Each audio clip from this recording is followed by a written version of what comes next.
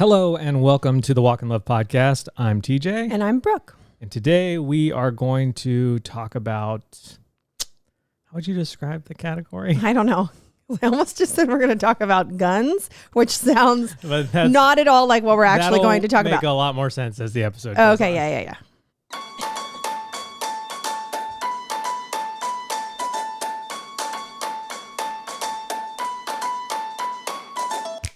Thank you for listening. Thank you for making us a part of your week. The Walk and Love podcast is a weekly conversation between Brooke and I about rhythms, emotions, parenting, faith. It's a place where we laugh and sometimes cry as we try to find language to live a full life. Yes, and if you like your listening to line up with your living, then you are in the right place. Welcome to Gun Talk. Sit down, everybody. Guns and Grunge Sponge. Grunge Sponge took a hiatus. They played a matinee the other day. And I thought, they're gone. They're done. Sponge has shriveled. It's done. No. All dried up. They rehydrated it twice last week. One time, yes, it was during the day. It was literally like 2:30 in the afternoon, and I was like, not a fan of the matinee showing. Okay. The sponsor of the Walk and Love podcast is us. It's ways that you guys can support the podcast since we don't do any paid ads on the podcast. And this is the ultimate time to support the podcast. Mm-hmm. The advertisement for today is the Christmas collection. It's live right now, and it's good. It might be the best one we've ever done. It's really good. And I photographed 2 different people this week just so I could have some like other content for emails and stuff like that. Mm-hmm. And one of them has been in pictures before. And so she was like, oh man, this is like some really good stuff. And I was like, okay, I know that every time I'm like, oh, it's really good stuff. And it's true. I mean it every time, because we wouldn't put it out if it wasn't good stuff. Right. But there is something extra special about this Christmas collection. Yeah. And I'm into it. Tons of items, lots of new designs. We got sweatpants, we got sweatshorts, we got some kids stuff, we got kids sweatsuits. Mm-hmm. There's a good chance that we'll never do kids sweatsuits again. Yeah, 1,000%. Just because, we're not a kids brand. We're not a kids brand, yeah.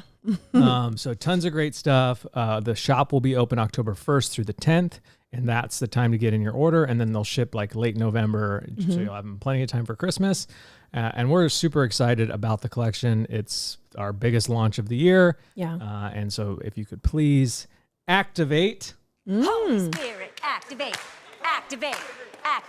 All right, let's go. And shop the collection as a podcast listener would mean the world to us. And so go do that now. Buy gifts for your friends, your family, strangers on the street, whoever you meet. Buy a gift, buy a t-shirt for every single person you ever meet. There. I think that should fair. do it. I think it's a fair ask. Yeah. The one thing I will say is that we did bring back the secret message tees. Oh, yes. And we did this a decade ago. Mm-hmm. The idea is, since you can't watch what we're doing, is that it looks like a blank shirt from the outside. Yeah. And you flip it up, and the person you flip wearing the hem, like the bottom part. Yeah. Upside down. So we've printed on the inside of the shirt, but don't worry, you can't feel it while you wear it. Yeah. And it reads, "I love you" to the person reading it. Yeah.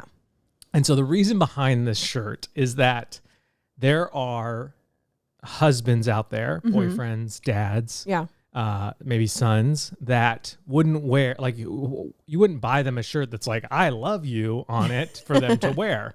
But you also sometimes just don't know what to buy them. Yeah.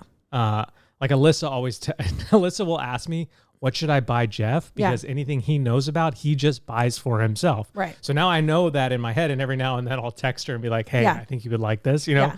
And so like there are guys out there who are hard to shop for because they just buy what they need for themselves, or they just like don't want / need a lot of things. Yeah.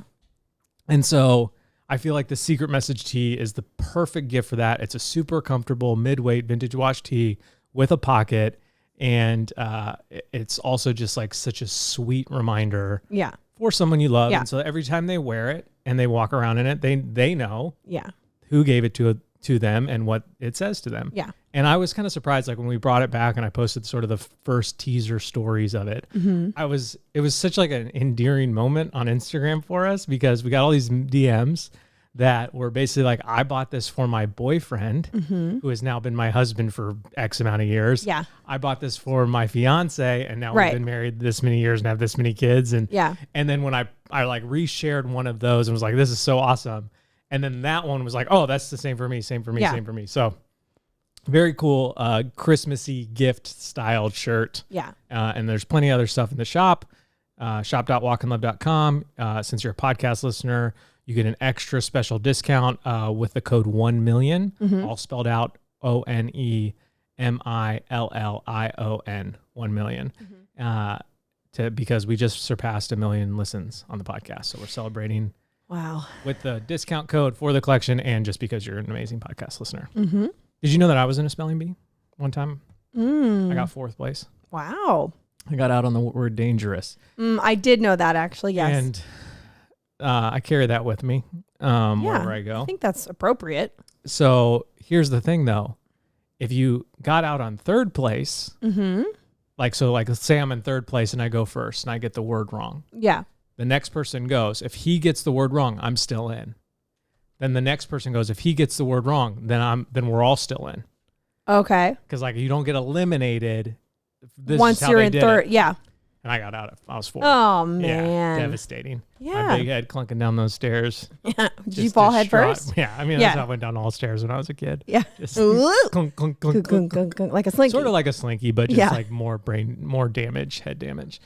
I don't think I was ever in anything official. I think like within our classroom, we probably did like, I sort of remember standing at the front during like certain spelling lessons, but it was never like a thing. I don't think there were even rules like what you're saying. I think it was just we stood in the front. In the auditorium. Oh, wow. My mom was there. Whoa. Okay. Yeah. Wow. Yeah. That's intense. It is intense. And I got 4th. I got out on the word dangerous. I spelled it DANGERUS. Like an Dangerous. Idiot. Yep. And I came off the stage and my mom goes, "You're an idiot."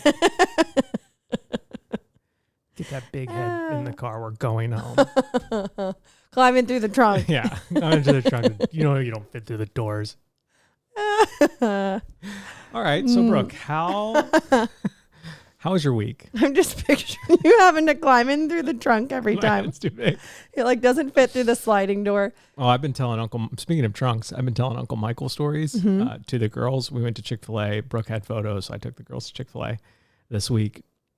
And my youngest brother, his name's Michael, Uncle Michael now. And now that's all everyone. That's all everybody calls him. Even we call him Uncle Michael. I think it just sounds fun. He was adopted from the motherland, so he might be a covert spy waiting to be activated. I don't know.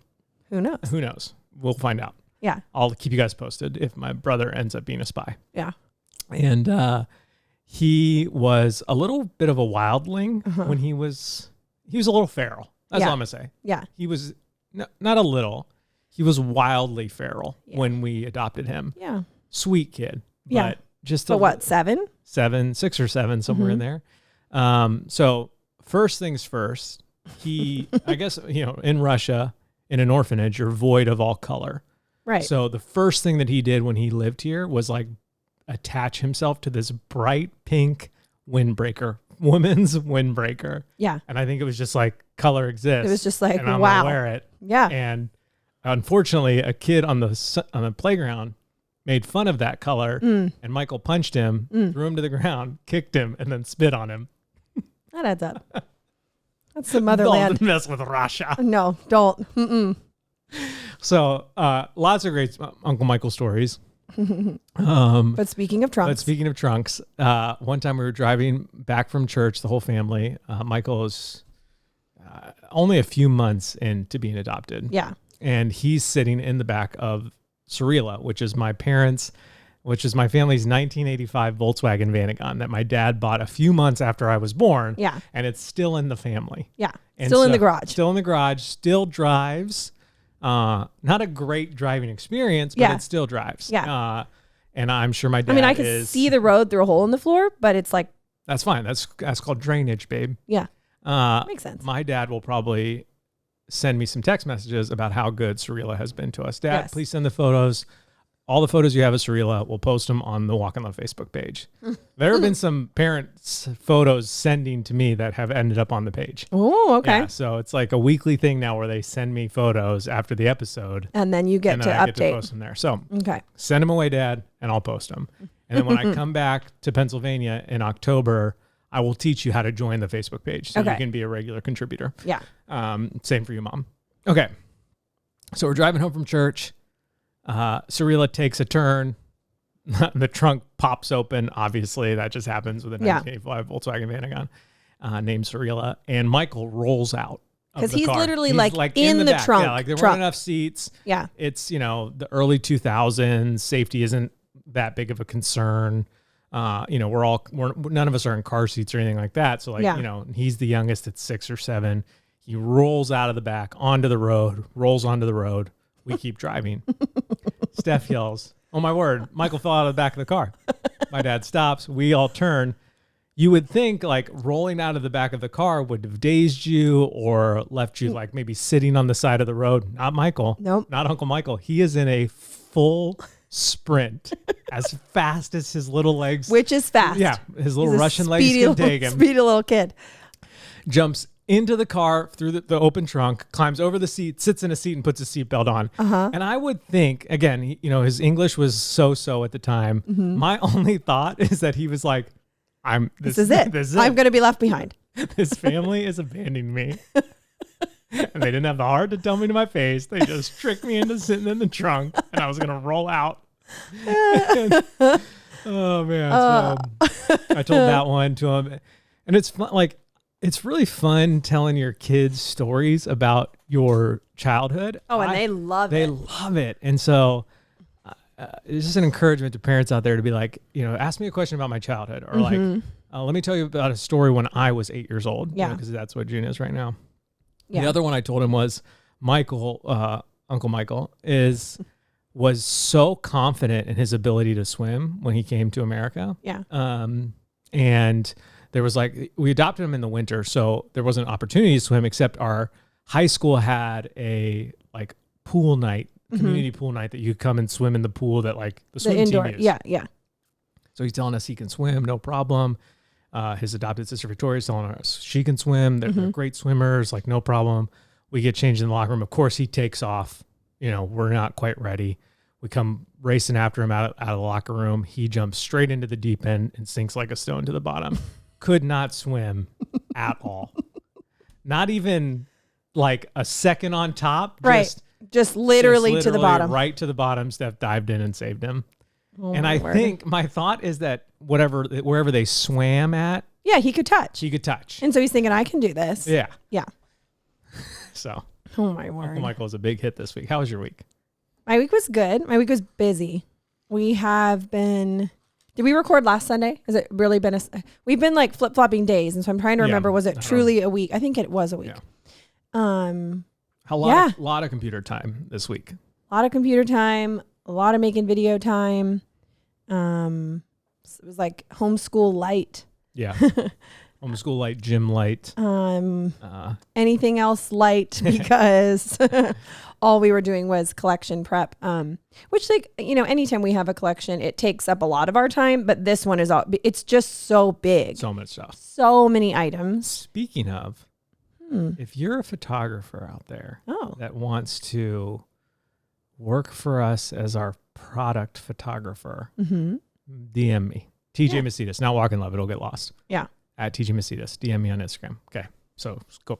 Continue. DM and maybe have some proof that you can do it. Yeah. Don't just DM me and be like, I love taking pictures. I love that. Yeah. Yeah. You're kind. And I like that. But that's... Yeah. I need a qualified product photographer. Yeah. Yeah. So I feel like... Mom and Dad, you cannot apply. I feel like that was most of my week. Yeah. Last Sunday was Daisy's birthday. Yep. And did we talk about it? I don't know. So now I'm confused as to when we recorded. No memory. But yeah, her birthday was really, really sweet. And we went to the beach that evening, which was really fun. I can't remember if we talked about it. We did. Did we? I don't know. Phoebe there. I'll never know. Yeah. I did nothing else. That and I say that with no weirdness, but just I don't even think I have a single story to tell or anything because I was at my computer a lot. More so, you were in our bedroom recording videos. Yeah, I mean, doing that and then doing some computer work. Speaking of, I have a game changer. Okay. Now that I think about it. Okay. I don't think I have. Do I have the game changer audio? I think you do because I feel like I heard the girls play it the other day. Oh, the girls love. Oh yeah, here we go. game changers. Changes to the game such that the game can never be played the same way again. My game changer. And there's going to be just like a small sliver of our audience that is like, I feel this on a deep spiritual level. Okay. I edit videos on Adobe Premiere. Right. That's the program. They just had a big update. For years, Adobe Premiere, when you imported iPhone footage, it would like turn into this like weird, overexposed, like whacked out color situation. Color gobbledygook. Yeah. And so I would always have to edit iPhone video on my phone. Yeah. Because every time you did it, like, and there were some fixes online that you could find, but none of them were like that great. And so my game changer is Adobe has fixed that issue. And so I can just import iPhone video into, and it looks right. It looks right, and then it exports right. And so that has probably saved me hours. Actually, I don't think it's saved me any hours of work because it's made me actually create more video. Yeah. Because it's easier to do on my computer or with my mouse. So that's my game changer. That's my collection game changer. Do you have one?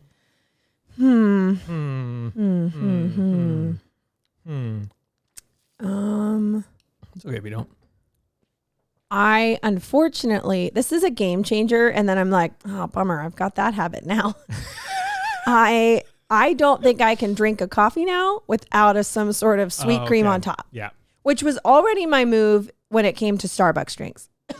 I've gone through many Starbucks drinks over the years. I feel like I pick one for about a year. And then you get over it. Year and a half at a time. And then I'm kind of like, meh, I'm over it. And then I switch. So I, way back. Started off even drinking coffee. Java chip cappuccino. That was mine. Well, that's I see. I got you in on that. Okay, well, let me go back that far. How old are you? Oh, I would have been younger. Yeah. Because I remember Uncle Rich did it for me. Okay. And there was a summer. I was actually scandalous. I was actually just thinking about this trip, and I was like, because I've been thinking about our kids and how all the nieces and nephews are getting older, and I was just like thinking about myself with my cousins. There was a time when, so one set of my cousins and my uncle in North Carolina, we saw them a lot. I probably saw them the most. Kate is probably the closest thing I had to a sister growing up, my cousin. And so we saw them a lot. And so they came up for something. I can't remember the exact timeline, but like they came up and then they were coming up again from North Carolina. Arbor Day. Right. No, there was like a 10-day window. And instead of, I can't remember it exactly, but I went back to North Carolina with them kind of last minute, like just me. Whoa. I can't remember the specifics, but that was not the plan. And then it was like, sure, why don't you go down? But I would have been at least I was probably homeschooled. So maybe like 7th or 8th grade. And so, yeah. And I'm pretty sure he had a convertible at the time. Oh, cool. So I think we went. Baton case right in the back. Oh, right in the back. Sparkles shining in the sunlight. And so anyway, where am I going with this story? Oh, he's the one. So I don't know. So 7th or 8th grade would have been the first time I like tried coffee. Okay. Like hot coffee. Because before I would have only ever tried it at like a restaurant or for my parents. And my famous description as a little kid that my parents still talk about is that I said it tasted like drinking burnt popcorn. Right. Which it kind of does. If you get like drink it black. So it's like hot bean water. Yeah. Gross. And then they didn't always drink it black though. Okay. And then, so Uncle Rich is like, well, you're not doing it the right way. And he's like Mr. Coffee Espresso. Like he knows what's up. So he makes me something and then. He drives a convertible. Don't worry about you. Don't worry about him. He's fine. And then he puts so much dark chocolate in it. So it's basically like a liquid mocha. And he was like, try that. And so I did day one. And he would like just lessen it. So I learned to drink coffee with chocolate in it. Okay. So here's where I'm going. I then learned to lessen that. But like when I was in high school, which would have been 2000 to... Are you in high school for... Is it actually a 5-year date? Do you know what I'm saying? Because I graduated. See, that's what I'm saying. I graduated in 2005. But I was in high school from 1999 till 2003. Is that 5 years or 4 years? That's 4 years. No, I know, but like, so it is 4, even though you graduate in the following year. Kids we got 1, 2, 3, 4, 5, 6. 6 yeah, we got them all. Now the kids in the background. I'm 7. Anyway, I graduated in 2005. It was like not a thing to go to Starbucks, like at all. There was do you remember Prince Street Cafe opened when I was in high school? But you know what Prince Street Cafe is. Remember. Yeah, but not in high school. Yeah. I used to go here and there, like I didn't very start drinking rarely. coffee until we. I know. This is our coffee timeline. Okay. I'm talking about it. So then I went to college and Got hooked on the juice. Got hooked on the juice. There was a Starbucks in some of the like, what do you call the big buildings on campus? Campus buildings? I don't know what they're called. I was gonna say dorms, and that's not right. I don't know, like the big place where you went. See, guys, I didn't graduate from there. Well, you thought there were 5 years of high school. So. No, I know there's not 5 years of high school.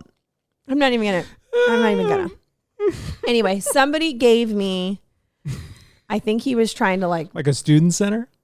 Kinda, yeah. Okay. Yeah.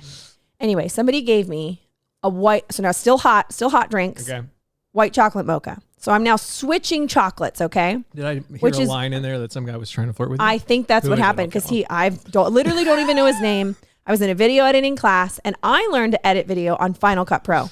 And in this class, I had to edit on whatever else would have been a thing at the time.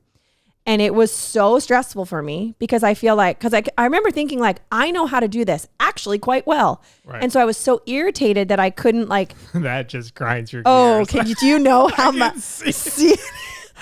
Oh man, y'all don't even know. You're working through something right now. I am. This poor kid is like, I'm going to try to help her. Also, she's kind of cute. That was the vibe. Also, one of my ongoing jokes is that anytime Brooke mentions any non-related male human in her past, she'll say, I'll fight him. Yeah. Who is he? I'll fight him. I'll fight him. I'll find him. I'll kick him to the ground and spit on him. Michael style. Uncle Michael style. First, let me put my pink windbreaker on, Yeah. and then I'm ready to go. Yeah. So I thought this is delicious. I mean, it's basically just sugar liquid at that point when you're white chocolate. So I went from white chocolate at college to Starbucks white chocolate when I switched colleges and I was going to the community college, where I would drive there every day. Right, yeah. And so in between classes, I would go sit at like a Barnes and Noble or somewhere. So cool. So cool. I was like, kids don't know what they're missing. I'm like these a days. photography student and I like look at photography books on my break and I journal. I should journal. And so now I'm in the white chocolate phase for we got married in white chocolate phase. That was like my drink. Okay. Then, because I remember drinking them like a lot when we had our first kiosk. Okay. Or second kiosk, probably the second one. Yeah. The one that was, the one in the center. Was that We had two in only? the center. We had two in the center. Okay. Center of the mall. That's what I'm talking about. Anyway, then I started to make the switch to not need as much sweetener stuff. But you jumped in at some point here and I said, do what I did. Uncle Rich has a Corvette. Not a Corvette. No, sorry, not a Corvette. Or maybe it was. I don't know. Convertible. He says start with chocolate. So I got you started on the Java chip Frappuccino. Which also fits. Cold drinks are my brand. Yes. And so I have heavily switched from hot drinks to cold drinks. So I went from that. Then I did a coconut thing for a while. Then I just switched to a vanilla latte. Like when we were at Supply, vanilla latte was my drink. Yeah. Okay. And then I switched to cold stuff. So it was just like a cold vanilla, like an iced latte. Yep. Then I switched to that oat milk cinnamon thing that was fantastic. Yep. Then I learned oat milk is basically drinking canola oil. So I stopped that. Which is why it was so fantastic. So delicious and creamy. Then I switched I love the journey we're on to the coconut milk because I was like, well, it's better than the oat milk. But the coconut milk is not my favorite flavor. Right. It has grown on me and I can do it now. But when I first started, I had to get the sweet cream. Full circle, everybody. Now, here's a quick question for you. So you don't know how to edit videos on any sort of software? So if you need me to teach you anything, just let me know. Here's the thing. I could probably figure out Procreate now. No, not Procreate. That's the drawing app. Yeah. What's Premiere, sorry. No problem. But that's because all of the programs now all work way more similarly to each other. Like they all kind of have the same functions. Like I've literally sat down at your computer and I know the keyboard shortcuts. Okay. Oh, stop it. I know more keyboard shortcuts than you do. Oh, guys. The heartburn is real. All right. So now what's your current drink? So my current drink at Starbucks is an iced latte with coconut milk. No sweetener. No sweetener. No sweetener, because the sweet cream on the top functions as my sweetener. It's enough. Yeah. So now I've thought, well, I could probably make that at home. Yep. That's a risky we thing make to like do. 90% of our lattes at home. 95. Yeah. 99. A lot of our lattes. And a lot of lattes.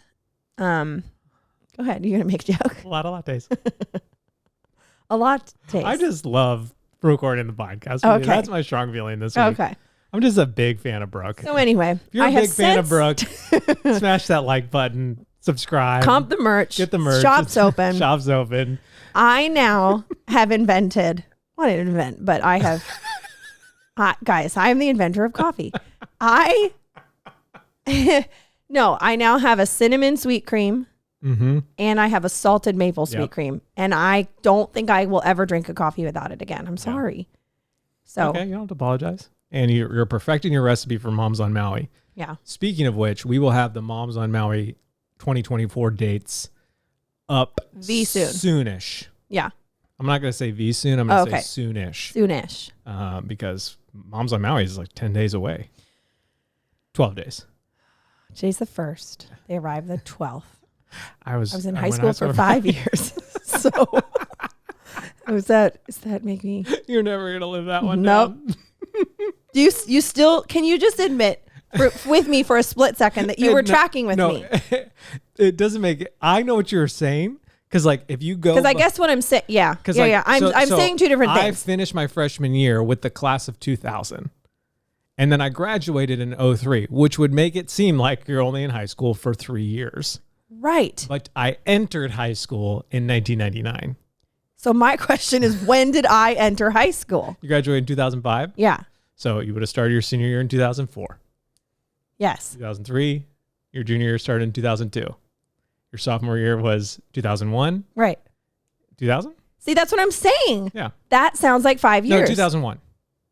See, you did what I just did. I did it wrong. So you can't make fun of me anymore. No, I will. 100%. Okay. Anyway, I got a massage this week. That's kind of literally the only other thing I did. Yeah. It was yesterday, and I can barely lean my back against this office chair right now. So we're doing real good. It would mean a lot to me. Well, actually, it does mean a lot to me because this has happened already. I'm so thankful for the messages and DMs we get that people are like, this content that you're doing is really good, or this like, I can see all the videos you're editing. So thank you. Those few people that have messaged. Yeah. I do appreciate that because we have definitely been like grinding at the computers a lot, which has felt really good. And I've felt really encouraged this week because, you know, owning a business is weird at times. Like sometimes it's really good. Sometimes it's just the depths of despair. And there's most of the times it's like just floating in the middle of like, how can we get this better? Or like, this is not going so well, whatever. And and there's a lot of times, especially when you run your own business, you feel like I can never catch up. I think people feel that more than like sitting in the middle. I have so much to do. Like, in so many different areas of life. Why am I doing everything last minute? And a lot of that is just the reality of running a business. Yeah. You know, like we can't start filming with the t-shirts until they arrive. And they don't arrive until so many days before the collection. And it's like, well, we can't order them earlier because then our cash flow would get really out of whack. Yeah. And so there's always these like, and so I've been really encouraged that for the first time in a long time, we have felt like we're the most prepared we've ever been. And so just an encouragement out there to the small business owners that listen, that keep developing the systems. Yeah. And I'd say we've been working on those for what feels like almost a year. Yeah. Like, basically like January of this year, we had some awesome big conversations that have trickled out into like little by little by little by little by little by little. I feel like we're seeing a little bit of the fruit of that, which has been really kind of encouraging to me. And then the other thing I've been encouraged by is sort of having this palms open approach, hands open to the collection. Obviously I have sales goals. I want it to do super well, but I just have to continue to remind myself that like, Lord, you always provide. You are enough.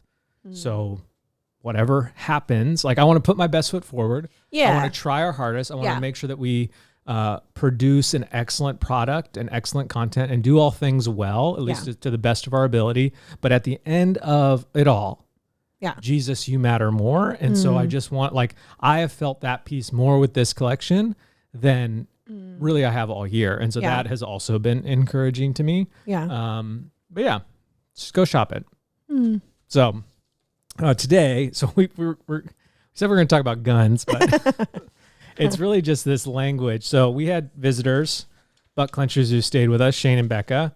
And one day we were talking and Shane mentioned this book called Strengthening the Soul of Your Leadership. And he was like kind of giving us a mini sermon on it.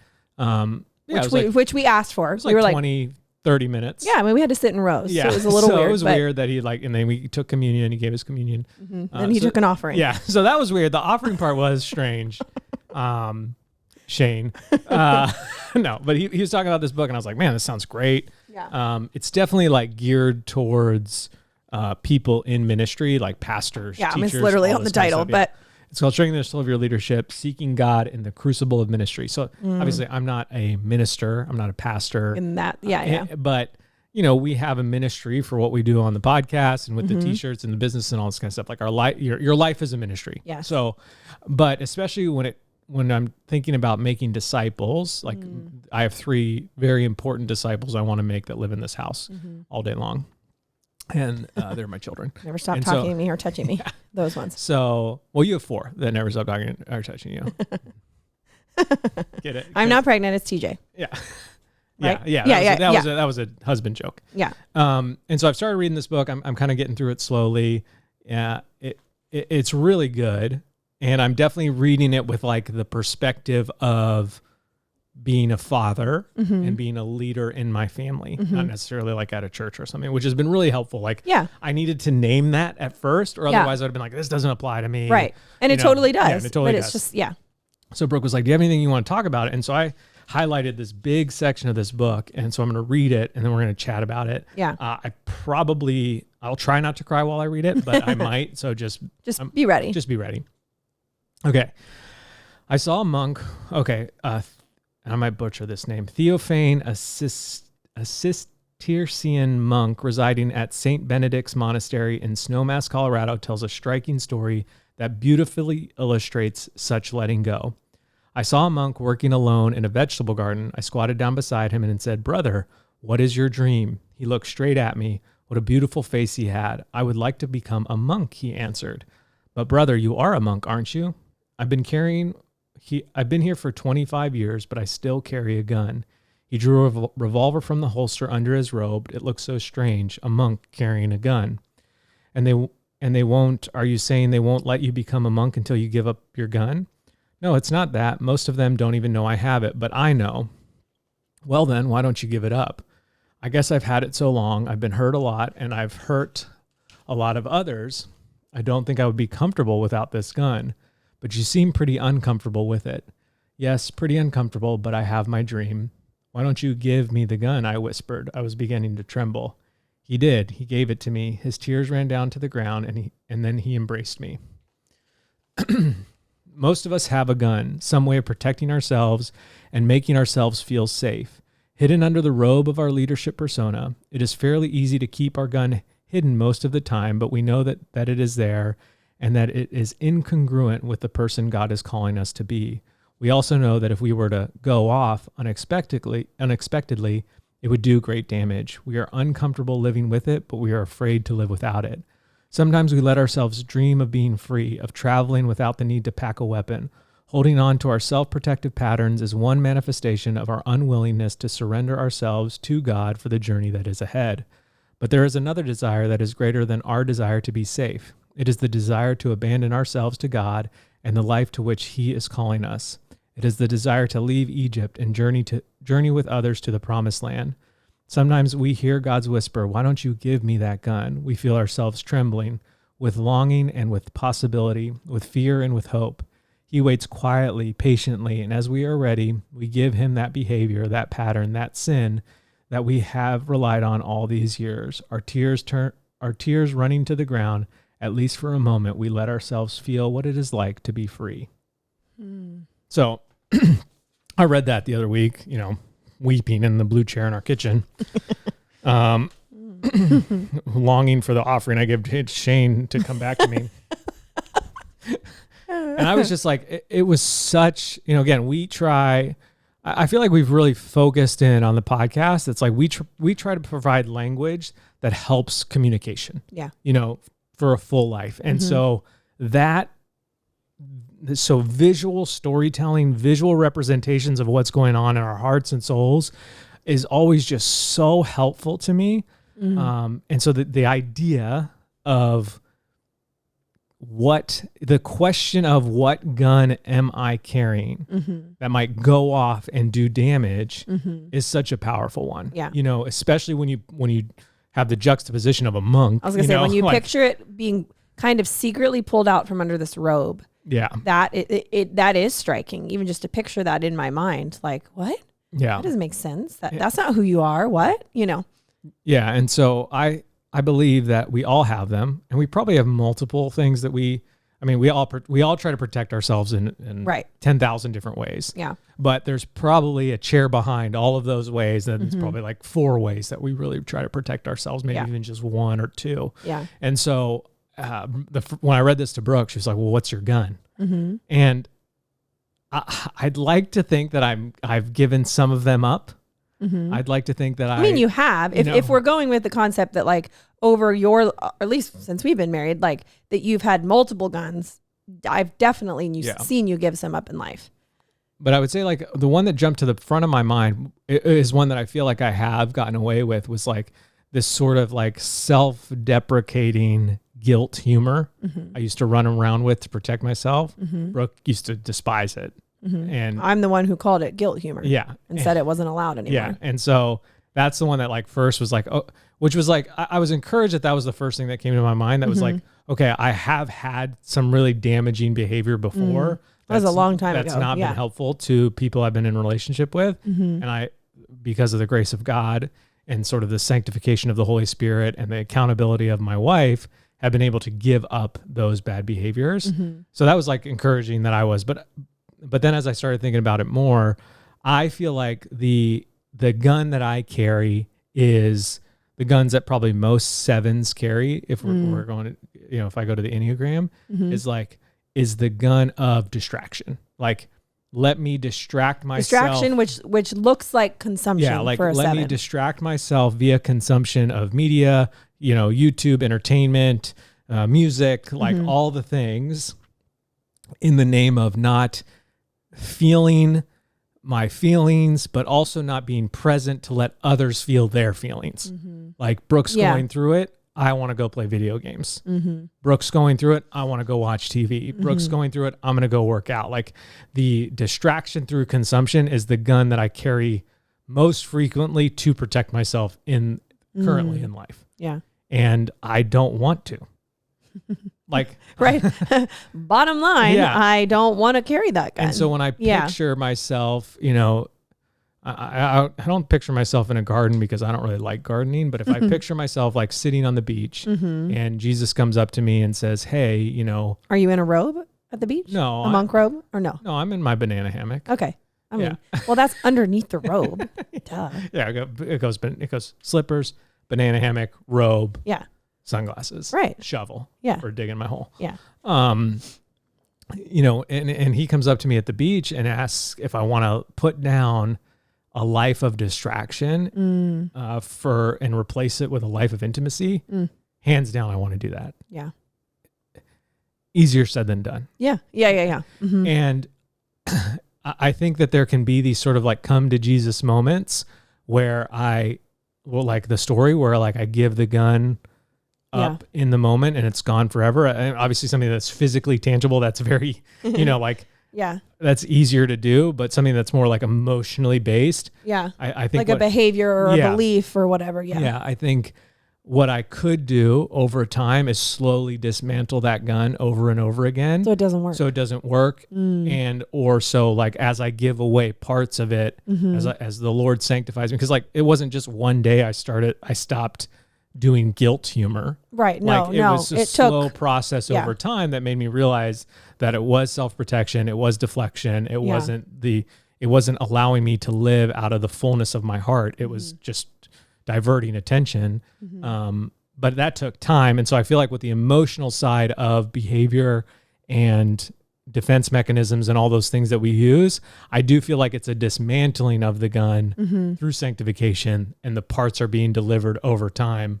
If you could do it all at once, I know, I was gonna say, you. I think it might depend on what it is. Yeah. Like, I think if you're, I guess I'm just saying that because I want to encourage don't people believe that listening if you to can't give the whole gun away immediately, exactly. it just keep holding it. Because even me saying my distraction now, or my consumption via consumption now is so much less than it was a year ago, so much less than it was 2 years ago, night and day difference than 5 years ago. And so is it still something that I tend, that my default muscle memory wants to go to? Yes. But do I go to it every time? By no means do I.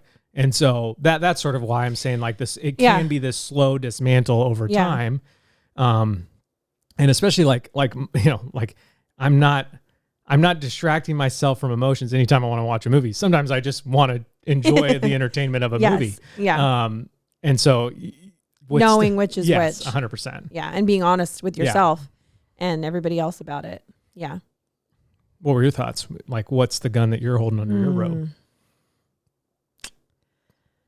I feel like mine is probably, more in the like beliefs, lies area. I don't feel like I have anything super literal that I could hand over or set down, or at least nothing comes to mind right now. Like can I? I'm like trying to think of what something like that actually like might be. A big one like that would be like pornography. Like if you are addicted to pornography, that is something that you are holding under your robe to protect yourself, to feel certain ways, to like, and that is something that you could, with, it's not easy, but you could stop that, cut that out of your life, and like step forward, like give that to Jesus, take it out from under the robe, let the light shine on it, see it for what it is, the sin that it is, all that kind of stuff, and pass it to the Lord for sanctification, for a new road ahead. I'll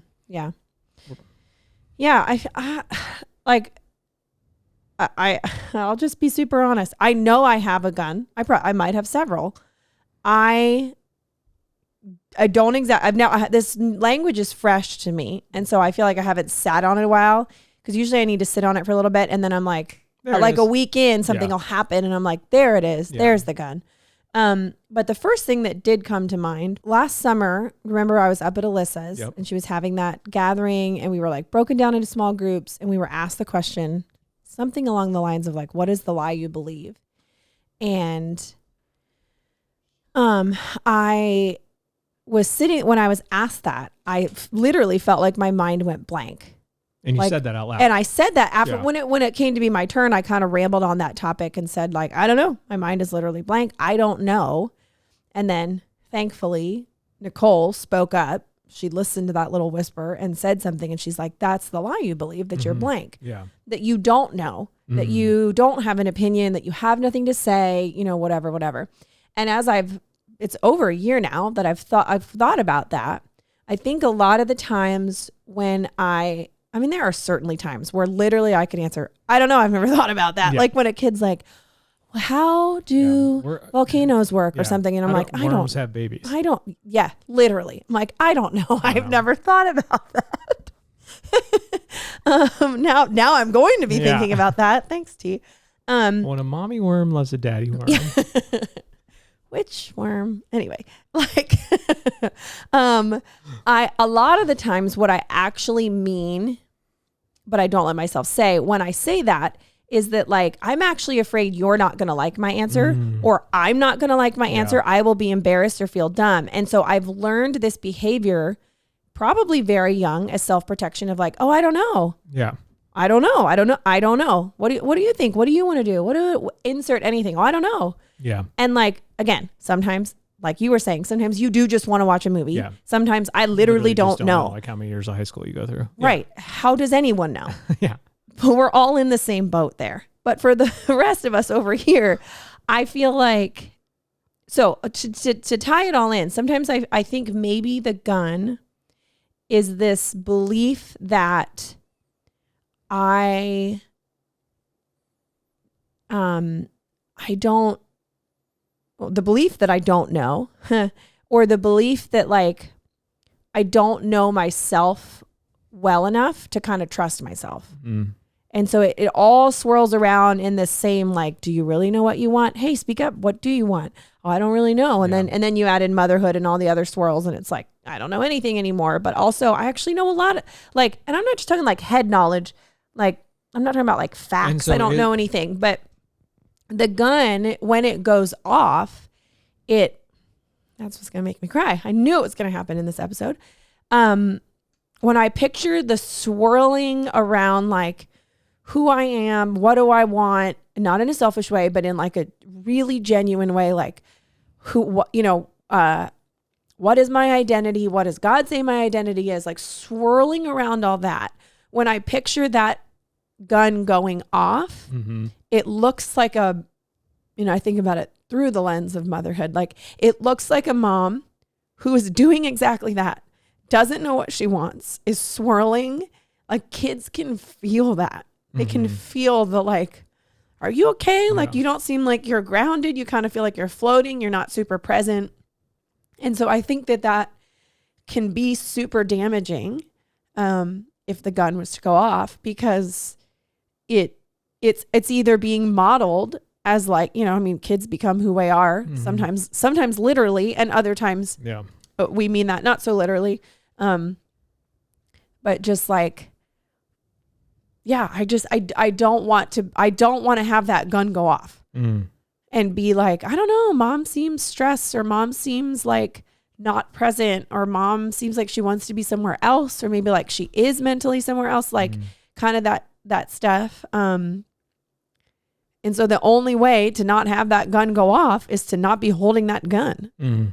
Like, so the only way is to set it down. I don't know. That was like a lot of swirl processing don't do what you just said. No, but I mean, like, I know there's a difference between having clarity on what I'm trying to say, and I'm not negating what I said. I'm simply saying I don't know if that was the most clear version of what I'm trying to say. But and so with that, does that make? I mean, like 100%, because it all like the issues. I don't like that word with like if I don't want to feel, if I start to feel that way and I don't want to feel that way, that's when if that's the inner circle right here, like the center of the bullseye, the next ring that comes out is control. Like if I feel out of control internally and I feel like I can't get it together inside, in my thoughts, inside, then if I can't control the inside, I'm going to control the outside. Right. And so that's when there's like that ring of the layer of like wanting more control in which is a whole, I don't know if that's a separate gun. I don't know if that's part of it, or if it's just one of the bullets or whatever. I don't know, but would you say that maybe the chair behind and like the sort of root of the gun is self-protection? Like you're protecting yourself, and maybe that's the root of all of them, like literally that's the metaphor. I mean, protection. Is I want to protect myself. I want to protect my heart from getting hurt. Right. And so I'm going to control all the things around me. 100%. Because I don't ever want to feel embarrassed. Yeah. Or like, I don't ever want to feel later. Like I don't ever want to feel regret. And I actually don't feel regret a lot. We've talked about that, how little I use that word or say that word. But like, not like an old man filled with regret, like that kind of thing, but more in like it is regret, but like, I wish I hadn't shared that.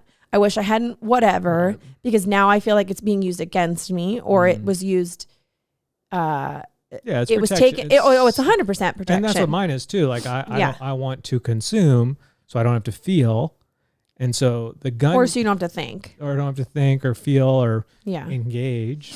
And so that gun going off over and over again is like a distant, checked out TJ that doesn't live with his actual family and lives on an island by himself, which we've talked about before. Yeah. And so if I put that gun away now, if I give that gun to Jesus, the next decade, 20, 30 years of my life, I'm fully engaged with my children And this is like an ongoing thing that I'm constantly doing. Mm-hmm. Like it would be like the monk giving that guy the gun and then like finding where he put it and be like, I'm just going to go grab it and carry it around for a little while. And then having to do that process over and over again. And I feel like that's sort of where some of this stuff will end up being for us until Jesus returns or we go home. Mm-hmm. And so like I it's all in the name of protection. And so that gun going off even 10 times over the next decade, like if I can limit the amount of time that gun goes off over the next second half of my life or second third of my life, I don't know how long I'll live. What a richer life I will have. Yeah. What a deeper relationship I'll have with June, Sunny, Daisy, and Brooke. Mm-hmm. And so the same is for you. Yours is very different though, because I often like this is gonna be a silly example, but I'm gonna run with it. Is I want Brooke to play pickleball with me so badly. Mm-hmm. But Brooke, in the name of self-protection, carries a gun of I don't want to be embarrassed by how bad I am at it. Yeah. And so she won't play. I don't want to be embarrassed in front of myself. Yes.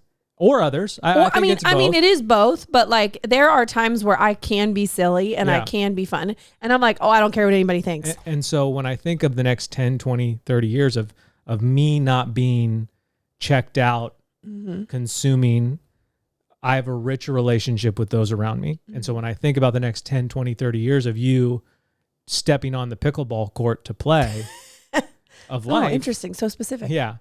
You know, or doing a cold plunge, or doing all the things that you're just like, no, thank you. I'm just not interested.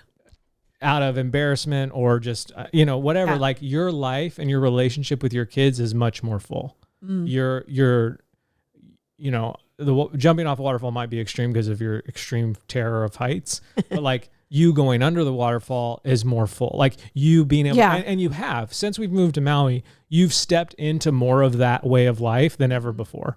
And it's been richer and fuller and more bright and more effervescent. How about that for a word? Wow. Yeah. You went to 5 years of high school, didn't you? Yeah, I did. Actually 6. It's kind of a record. There's all the head damage walking downstairs. Yeah.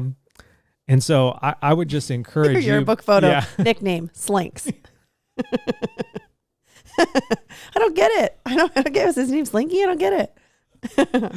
And so I just would I love this language and I love this sort of daily reminder or like weekly or monthly talk we could have of like, is the gun in the robe, Well, that's just it. A lot of times, because we're kind of sort of talking about a vice. We're kind of sort of talking about something hidden. Like, there's a lot of different words you could use to name what we're calling the gun. But I feel like a lot of times when it's talked about, it's like, what's the thing hidden in the back of your closet that no one knows about? Like it feels like this very hidden, secret, separate thing versus this thing that I am literally carrying on me right now and it's under my robe. Yeah. But most people don't know. Yeah. Like it's but on the ones you. Closest to you do know. Probably, yes. And they want you to put it down. They want you to put it away. Yeah. Like, I don't need you to put that away because I'm afraid you're going to hurt me with it. Like, we are in a covenant relationship together that, like, even if you do hurt me with it, I'm going to forgive you. Even if I do hurt you with the fact that I've checked out for a week and binge watched every show that's ever existed, like, you're going to forgive me. Like, I don't want you to put it down in the name of, like, I just don't want you to hurt me with it anymore. I think that's very real for some people. Yeah, depending on what it is. The reason I want you to put it down is because I want that full effervescent life for you for the next 3 decades. Yeah. And I want that relationship that you could have with me, with your kid, with Daisy, with Sunny, with June, all those years. Yeah. And if you don't put it down, or if I don't put it down, that relationship will still exist. Yeah. It just won't be as full. Right. And so let's take it out. I almost feel like, and again, this wasn't the full concept because they were literally talking about a monk who wears a robe, but it's like there's part of me that feels like if I wasn't carrying the gun, would I even have to wear the robe? Right. Like in like, let's take it a different direction. Like, am I only wearing the robe, which is slowing me down? Probably not the most comfortable thing. Yeah. Am I only wearing that to hide the thing? And if I could set the gun down and give it up, give it to Jesus, Yeah. would I be able to?